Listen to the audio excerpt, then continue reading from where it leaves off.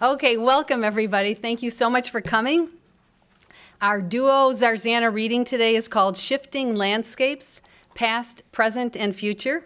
I am Marianne Zarzana, SMSU English professor and director of our creative writing program here. I'd like to start by thanking Dr. Jan Loft, Dean of the College of Arts, Letters, and Sciences, for starting the Fine Arts Celebration, which is now in its 11th year. And thanks to all those who help organize it, participate in it, promote it, and attend as audience members.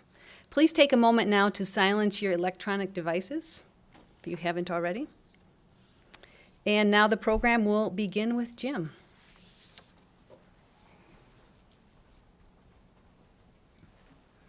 Hello, everybody. Thank you for coming.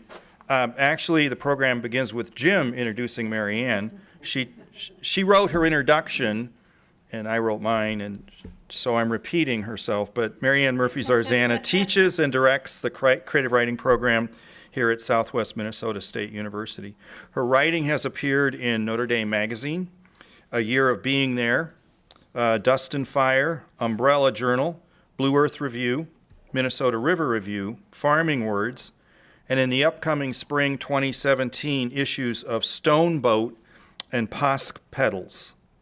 Two of her poems were recently selected for a new anthology of poems about mindfulness titled The Poetry of Presence. Her blog about writing, Flyover Country, may be found at her website. We're going to push our websites today. Marianne Zarzana, all one strung together, and that's Marianne, Zarzana.com. Two things you should know about Marianne. She used to play the bagpipes.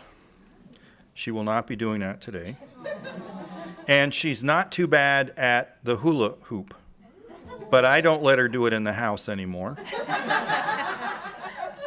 And today she'll be reading one essay and 3 poems. So, Marianne.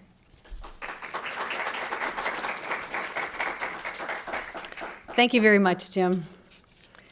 So this essay was published in Notre Dame Magazine, and it tells the story of how Dean Jan Loft came to the rescue of a Harley motorcycle during one very cold Minnesota winter. It deals with physical and emotional landscapes. The bike rally. When Daniel, our daughter Elaine's boyfriend at the time, needed to store his Harley-Davidson motorcycle over the winter, he asked if we had any available space. Sure, just enough room in our one-car garage to accommodate a shiny chrome and turquoise Harley Sportster. Daniel worked at the St. Peter Claver Catholic Worker House in South Bend. That nonprofit served the homeless, but was not known for its storage facilities for staff vehicles. 2 days before Christmas, his father had died unexpectedly of a seizure at age 53. Daniel and Elaine had flown to Boise for the funeral, but were returning to Indiana in a U-Haul truck packed with selected treasures from his father's life: tools, Navy uniform, a model train collection, and a Harley. Traveling on I-80, their truck buffeted by high winds, they took a 5-hour detour northward to Marshall, Minnesota, the drop-off spot for the Harley. The looming question: how do you unload a heavy cycle from a U-Haul truck unequipped with a ramp? My husband, Jim, a creative problem solver, had the solution. We would drive the 7 blocks to Southwest Minnesota State University, where we both taught, back up to the loading dock by the mailroom and behind the theater, flip the hinged metal flap on the dock to create a bridge into the truck, roll the cycle onto the dock, rev it up, and drive down the ramp. College wasn't in session over Christmas break. Not many people were on campus, and few deliveries were being made. The job would be a snap. All went according to plan until Daniel rolled the cycle onto the dock and tried to start it. Nothing. Nada. Zip. The sun beamed down from a cloudless blue sky over the prairie, but the temperature hovered just above 0, colder with the wind chill, and probably much colder than the Sportster had ever experienced in Boise. One option: Daniel could walk the cycle to our home, but between dodging icy patches and dealing with the bitter cold, he'd be the lead actor in a cross between Survivor and The Great Race. We needed to come up with Plan B. Then a door swung open onto the loading dock. Were we going to get busted for using state property unlawfully? There stood our friend, Jan, who also taught at the college. She's a seasoned Harley rider who makes an annual summer trek with her husband Doug to Sturgis, South Dakota, for the big rally. Her expression was incredulous. "What are you guys doing?" We explained our predicament through chattering teeth, and Jan hightailed it to the parking lot to get Doug, who was waiting for her in their pickup truck. Doug tried pushing the bike down a sloping sidewalk in an attempt to jumpstart it, but failed to achieve liftoff. The crankcase oil was too viscous. Nothing was happening. Stumped, the six of us brainstormed. Why not take it inside, roll it into the theater department shop, set up the hot lights to heat it up, and thaw it out, Jan suggested. As chair of the department, Jan had the shop keys in her pocket. Once inside the deserted campus building, we spotted another friend and Professor Ray, who does set design. We shared our scheme, and he jumped on board. Let's do it. In the Black Box Theater, Ray arranged a bank of 6 spotlights on the Harley, now the star of the show. We all hoped for a quick thaw and ignition. In the meantime, we gave Daniel an impromptu grand tour of the college. Student center, sports facilities, courtyards, our offices, the Walt Whitman room, the hangout for English majors. 2 hours later, we returned, and Daniel rolled the bike into the hallway with all of us trailing him. When he turned the handle, we held our collective breath. But not for long. The cycle roared to life with that distinctive Harley-Davidson growl reverberating through the halls of academia. Daniel grinned boyishly. The same expression he and his father shared in a photo of the two of them he'd brought back from Boise. The maestro-like head of a music professor suddenly popped out from behind a closed office door, his eyebrows arched in wonder. A gray-bearded art professor strode onto the scene and began snapping pictures. A maintenance worker wearing an SMSU sweatshirt rounded the corner, surveyed us, smiled, and shook his head. Other gawkers swelled the crowd. How often is a Harley revved to life in a college corridor? Rolling the bike out into the parking lot, Daniel did a skittery dance on an icy patch. Once he got to the main campus road, he peeled off, slicing the frigid air. We thanked Jan and Doug for going out of their way to help Daniel. Doug shrugged, said matter-of-factly, "Just following the code." "What code?" I asked. "The biker code," Doug replied. "Always help another biker in need until you've exhausted all possibilities." Not a bad code to live by. Jim and I have since renamed that stretch of the Fine Arts Building the Harley Hallway. Now, after work hours, when we switch to walking shoes and stride briskly side by side through SMSU's interconnected buildings, passing through the Harley Hallway, we still hear echoes of Daniel's shiny Sportster roaring back to life, the unlikely sound of resurrection. So Dean Jan Loft will retire this year, and she has all of our deepest gratitude for the countless ways that she has followed the biker code here at SMSU. So let's just clap for Jan.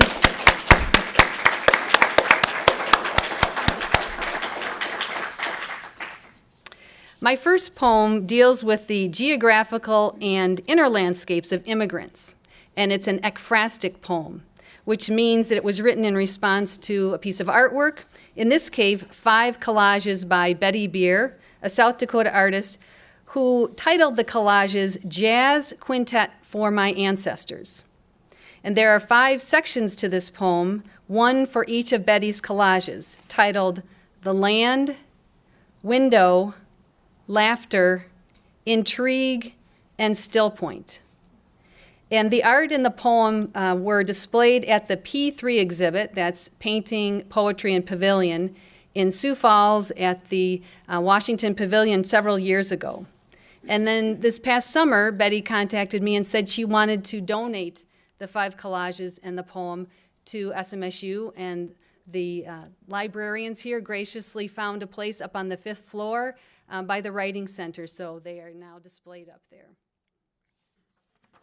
Jazz Quintet for My Ancestors. The Land.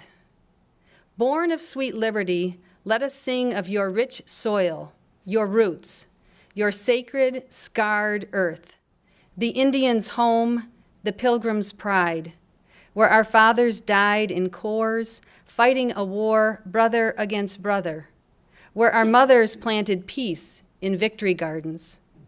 Let a new birth of freedom echo from our mountainsides for those still suffocating, cut off, other. Window.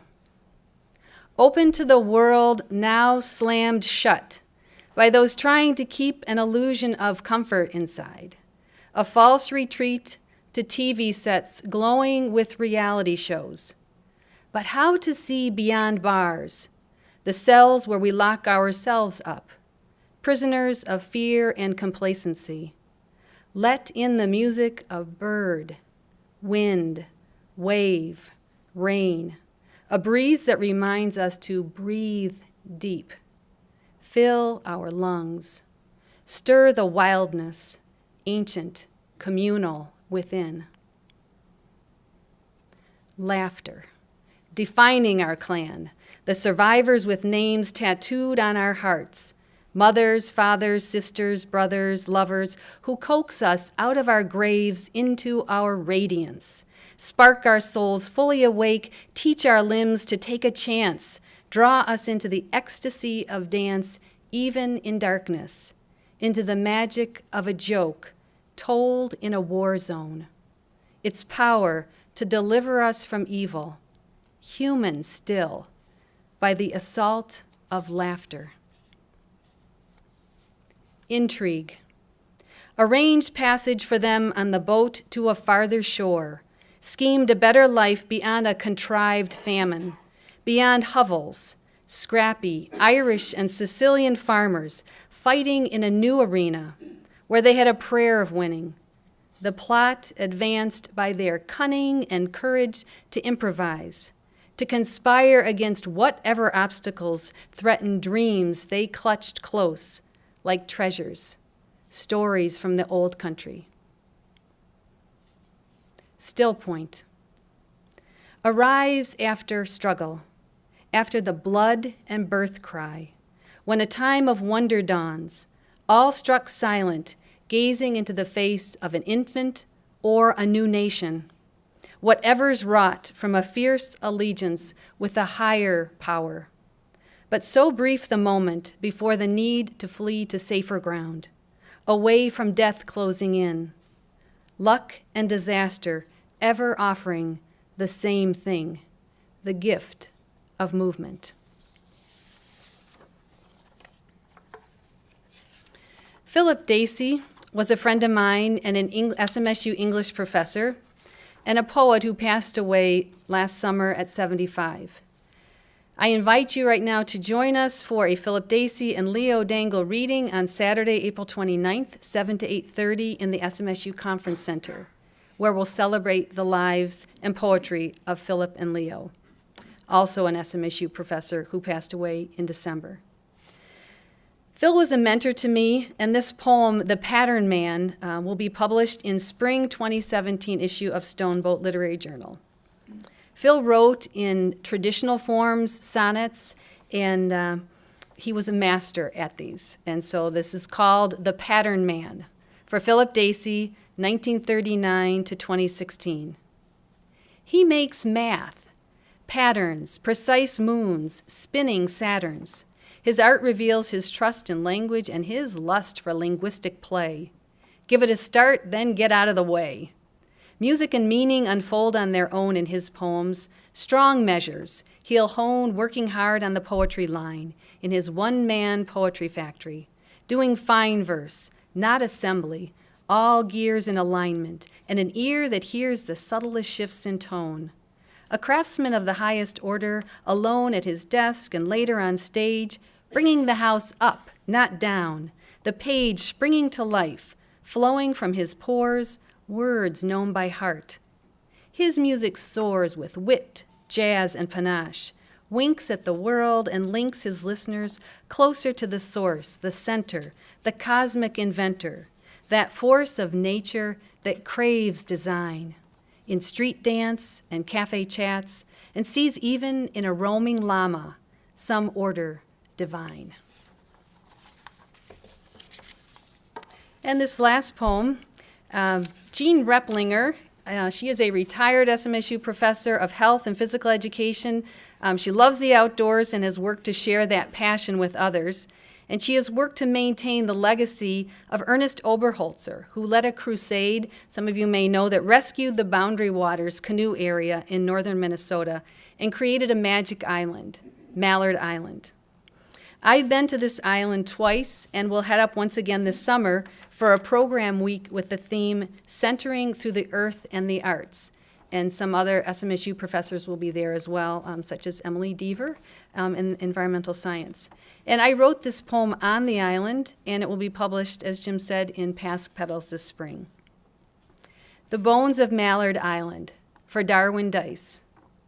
I walk along the spine of this magic island, feet bare on warm slate gray boulders embedded deep in earth, rocks like vertebrae, strong, grooved, exposed to sun, rain, snow, and wind. I walk along the spine of this seeker's island, pull up its energy into my own bones, stand tall, align myself with more expansive spheres, feel my heart open wider like the wild roses along the path. I walk along the spine of this musical island, listen to bird song, white-throated sparrows, wind whisper in birch, cedar, pine, waves that lap along the shore, laughter that spills from a canoe.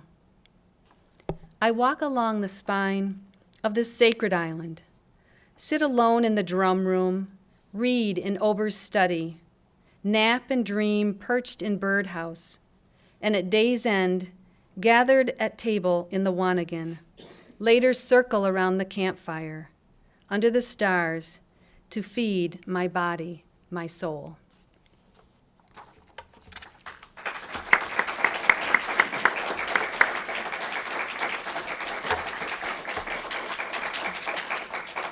Thank you so much.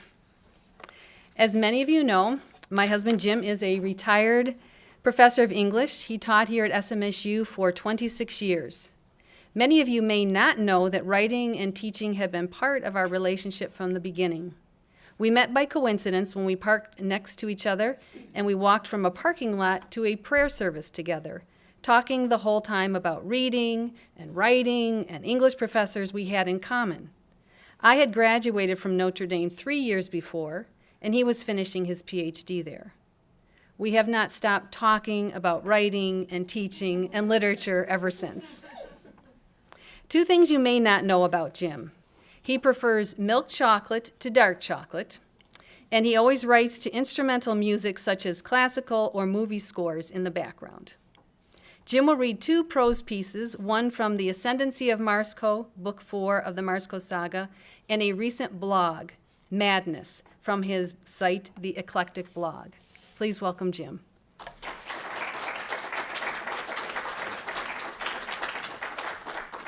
Hello, everybody. Thank you for coming out.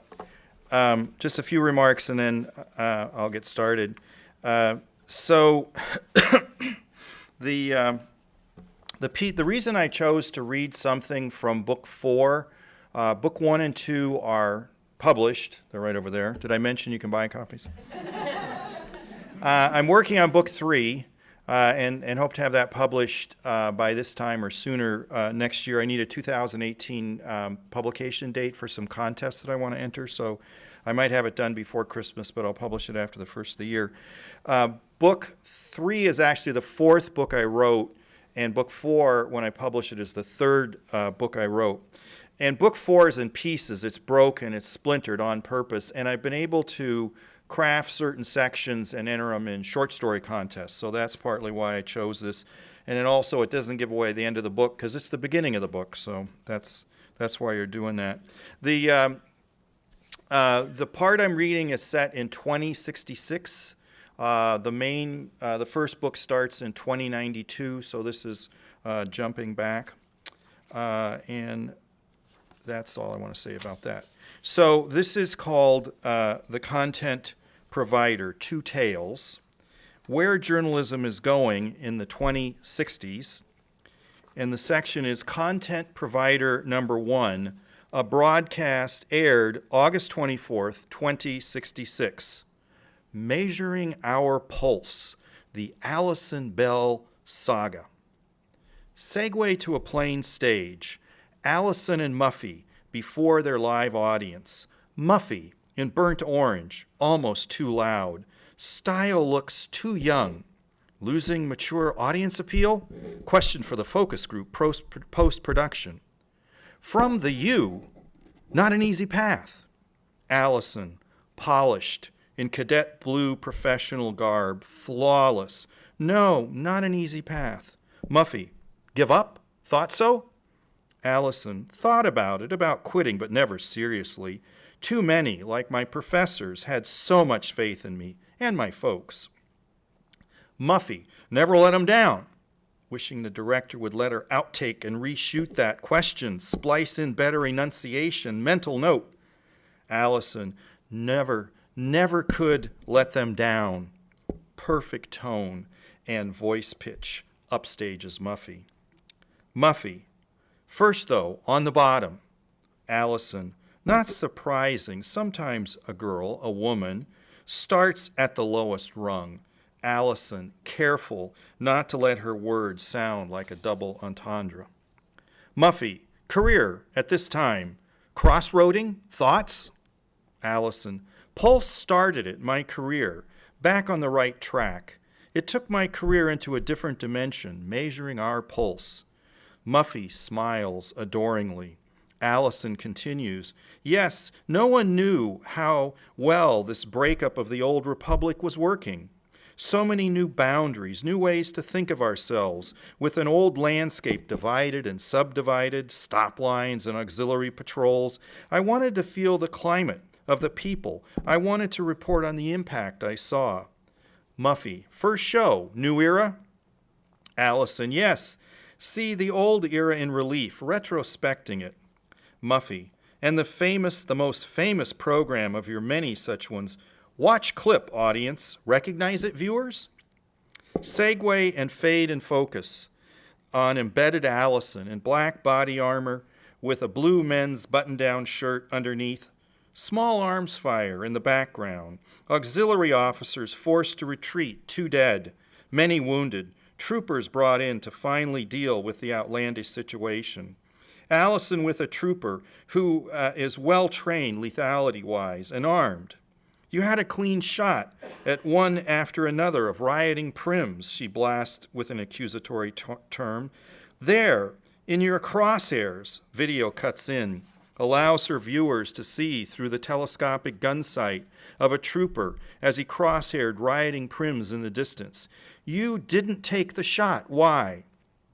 In the clip, the officer explains feebly to Allison and her viewers, fearful of a spillover beyond the stop line, fearful for their lives and their property. I feared hurting any innocent indigenous personnel in the area, not sure anyone in my field of vision and maximum fire zone was armed. Small arms crackle in the background, prim rioters heard chanting, cheering. They might be coming her way at any moment, might be coming down the way of her decent folks at home, viewing in the comfort of their own living rooms. Trooper, Allison bears down, beautiful blue eyes on fire with the words most decent people want to hear from her. You'd risk your buddies and your innocent folks and innocent folks on this side of our stop line because one of those prims on that side might be unarmed? They started a fire on their side of the stop line, started a riot. Will it spread here? What are you going to do about it? Where are your priorities? Where is our safety net? Who will guard us if you won't? This interview seen round the world with Allison as the champion of the little guy, the decent folks who don't riot, who don't drug up, who don't spend their time skanking about. Why are you worried about those prims? Why aren't our troopers doing something about this? You tell them, Allison. Most of North America on the decent side of the stop lines cheered on. The clip from that particular initial multicast segues to a segment of Pulse. Only a week later, same scenario, different trooper. Let Trooper Harris explain. Motions Trooper Harris into the camera view. He's armed with a sniper weapon, dressed in black, as is Allison, both in bulletproof vests. Allison, tell us what happened. Harris, pleasure, Miss Bell. Thank you for coming down to watch. It's good to know decent folks are getting the truth tonight. On their side, rioting again. Allison, their side, the other side, the prim side, fifth or sixth night now of rioting. We decided that our pacification programs against their crimification on their side of the stop line was not working, and we needed to demonstrate lethality to convince them to cooperate with Oxy patrols. Allison, so auxiliary sweeps still met with? Harris, bricks, firebombs, you know, them Molotov cocktails. Scattered snipers in the afternoon, occasional homemade bombs toward evening. Morning commute disrupted by shower of rocks. We have a city in what is now technically another country. We can't have a city in what is now technically another country. Let them prims riot at will. And so, Allison, and so, Harris holding up his scoped sniper weapon. Me and 5 teams deployed. Each of these holds a dozen rounds, a dozen heads in crosshairs. Hear that? The cam focuses toward the distance across the carnage of a torn-up city. That marks the stop line. That's them crying over there. They ain't rioting. They're weeping for their Allison. We have sync cam clips of the actual takedowns but parental discretion is advised. As that internationally famous, internationally applauded piece of her early journalism fades out, the historic scene segues back to Allison at present. Studio audience in front of Muffy and Allison at first disappointed that this memorable clip didn't keep rolling to show those takedowns, prim heads and crosshairs, then exploding from a .50 caliber shell. But the audience remembers, having probably seen that interview and footage replayed hundreds of times. They applaud again. A single catcall. You told him for us, Allison, brings around another earnest, robust round of applause. Muffy, smiling to the audience, her thanks, but a smile to ask them to quiet down, picks up their enthusiasm, however. You told them for us, Allison. Makes you feel? Allison, proud. I wasn't the only embedded one, that's for sure. But that first interview, let them run riot and not stop them, I asked? They only hurt themselves and those innocent prims. Someone in the audience groans with disapproval, turning, she confronts. Some prims are good, hard-working prims, but they get pulled down by criminals and tarts and lousy parents. The auxiliary is only trying to sort the good from the bad. Aside, if you know an Oxy, thank them. What a thankless job. Oxys keep the bad on their side of the stop line and let the good come in here to earn a decent wage. Applause. The hecklers are embarrassed from their earlier outburst.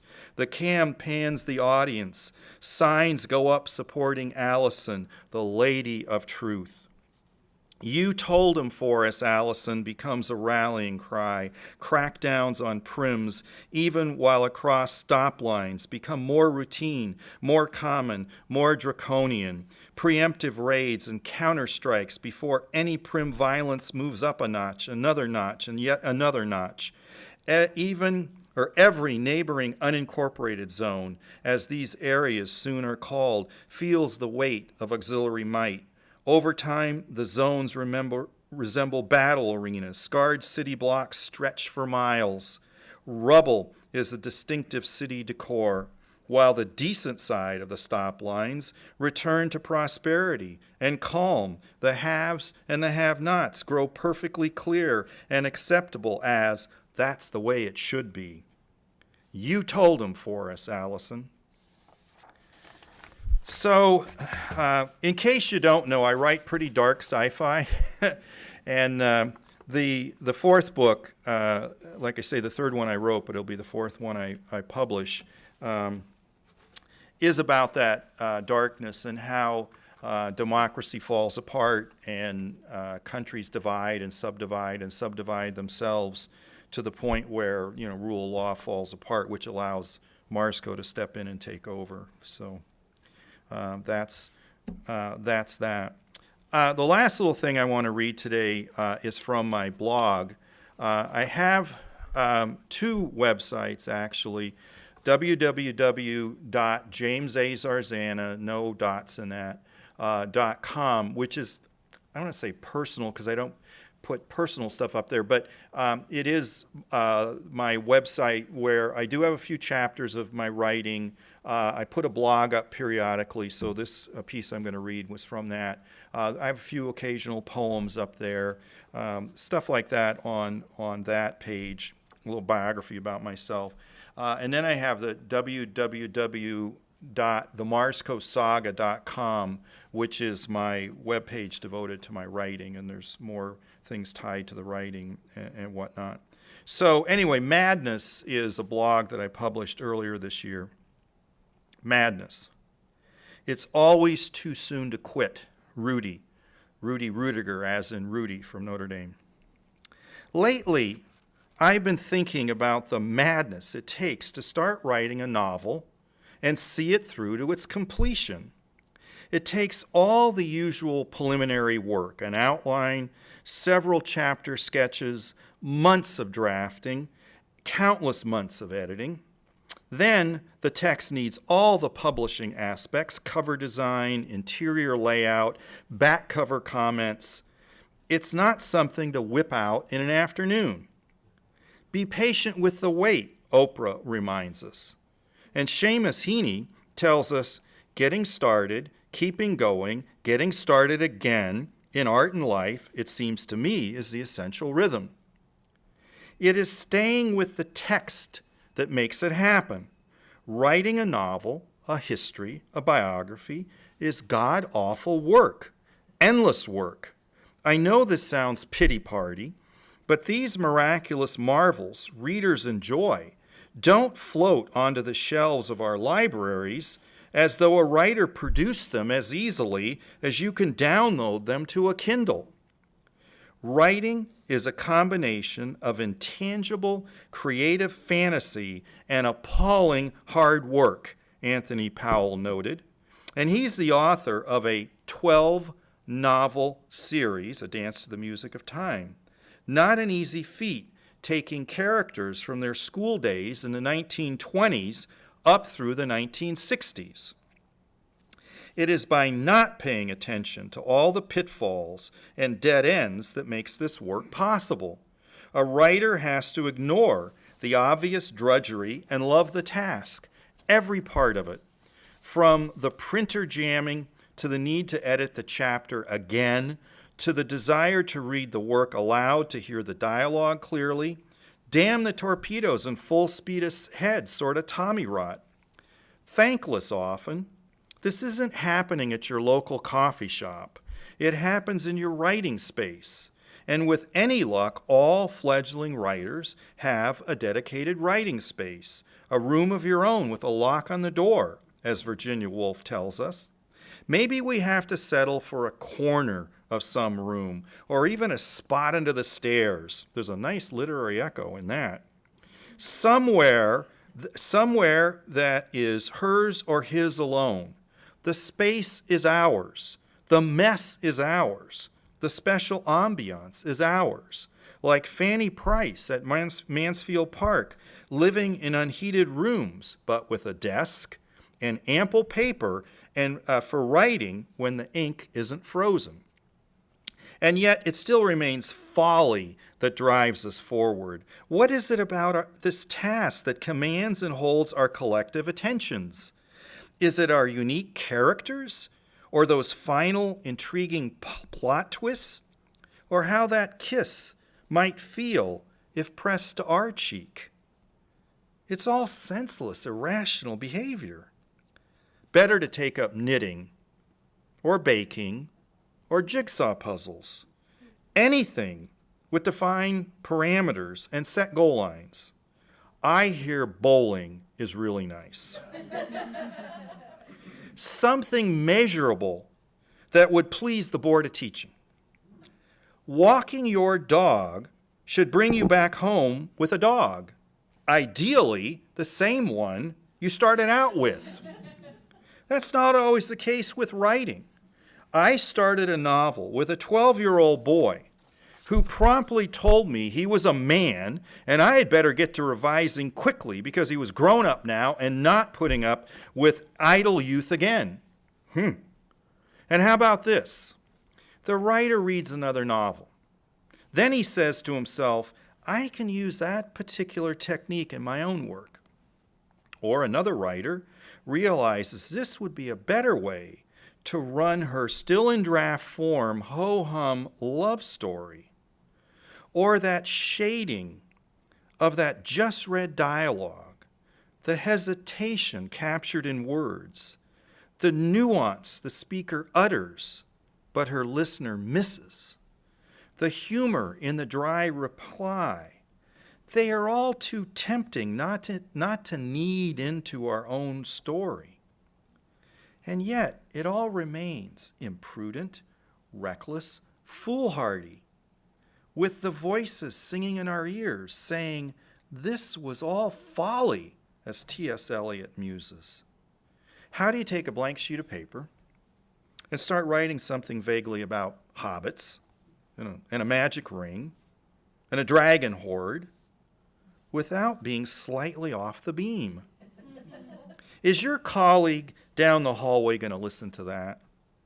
Or a boy, just your average gawky preteen with broken glasses, who is a wizard, but doesn't even know what the hell a wizard is, and that once an obsessed evil wizard tried and failed to kill this boy who was a good wizard, the priest in the confessional probably thought you came in to talk over your sins.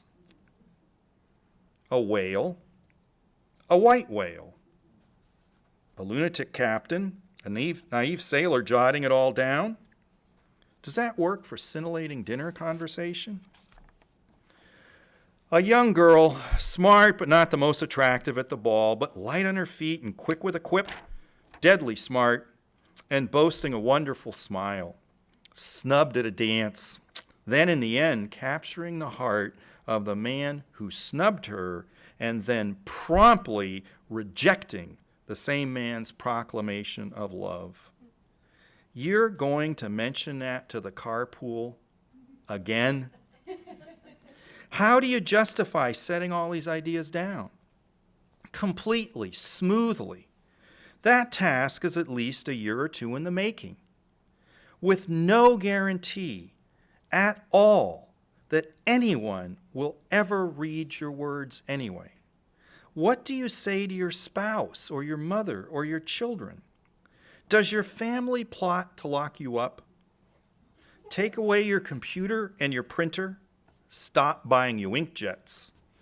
Make you do the dishes for a change? Or worse yet, humor you?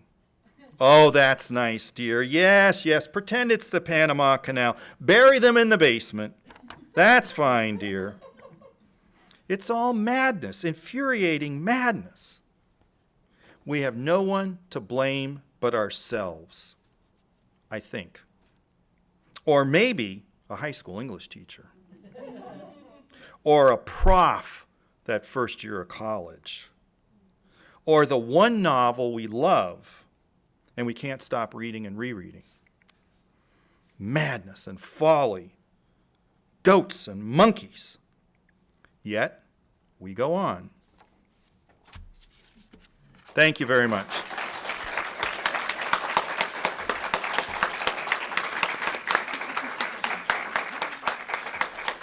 Again, thank you for coming. We have time for a few questions if people want to ask some questions. Oh, good. I hope I didn't disturb your sleeping. No. Do you have a question? Somebody must have a question. Do you have a question? No. Dead air time's bad.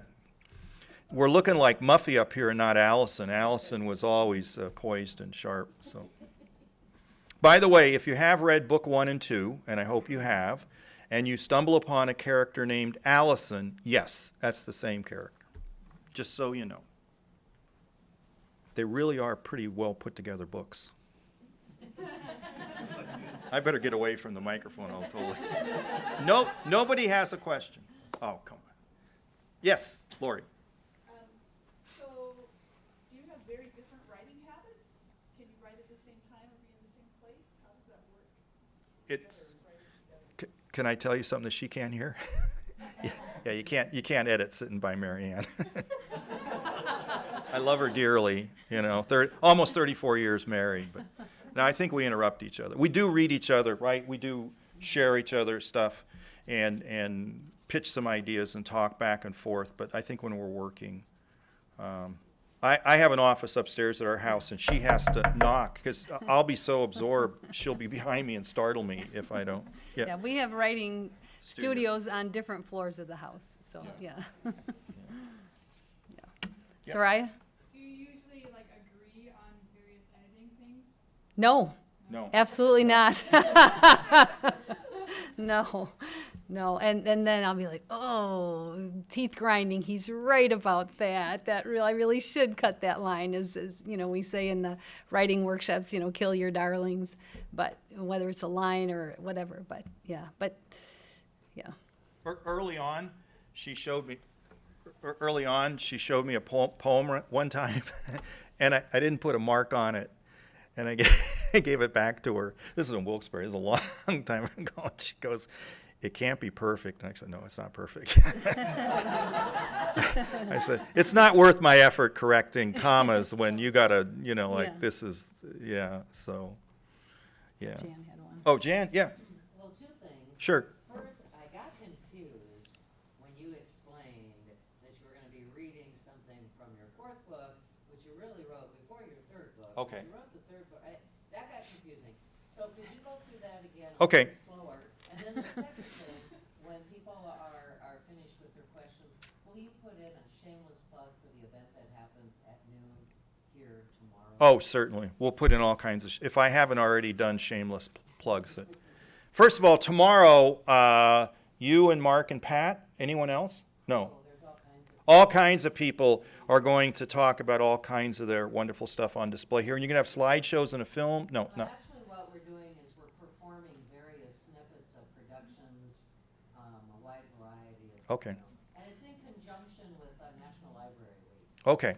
So it's. You know better than I, so yeah. And the theater program. Okay. But a bit of reading and acting tomorrow. Okay. Okay. Thank you for coming. So as far as the books go, I started book 1, and I immediately knew that book 1 had to be 1 and 2.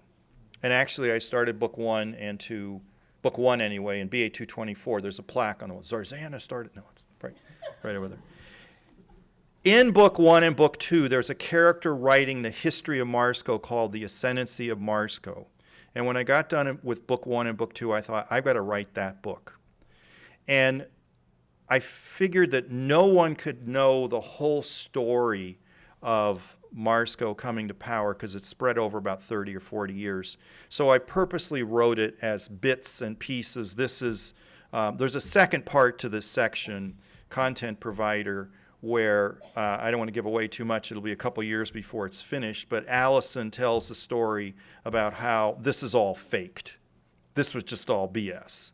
And she's drunk, and this rambling comments about this polished documentary is her suicide note. Well, if you've read book 1, you know she doesn't commit suicide because she's in book 1. But anyway, it's, she's in a lot of pain. So I purposely wrote book 3, The Ascendancy of Marsco, is this bits and pieces. I've read a little bit, and I've put it out to some short story contests that are very narrow-minded and aren't forward-thinking and don't select it as one of the winners, about a guy volunteering to be in the Oxy. And as he's sitting at a table getting drunker the night he volunteers, a woman down the way says something he doesn't like, and he says to himself, if she was closer and in my wheelhouse, I'd have broken her jaw with my back. He's just a violent brute. And he's going to be part of the auxiliary to, keep the peace. I mean, they're really just goons. So I wrote all these bits and pieces, and I decided that the fourth book I wrote made more sense being published right after book 1 and 2. So the fourth book I publish starts about 55 years after book 2 ends. And then so those 3 books are kind of their own little story, and then book 4 is the prequel. Is that making sense? Kind of. I'll have to read the books and then I'll... Oh, everybody should read the books, yeah. Did I mention it? No. And any other questions? And there's a whole slew of Fine Arts Festival stuff. The Phil Dacey and Leo Dangle, Your Thing Tomorrow, theater, music, other readings. Did the students already do their? Perceptions is coming up. So yeah, there's a lot of things. Other questions? Going once, going. Are we done? It's a wrap. Yeah, yes, sir. As divisions tend to intensify in this country, Yeah. is that coloring your writing?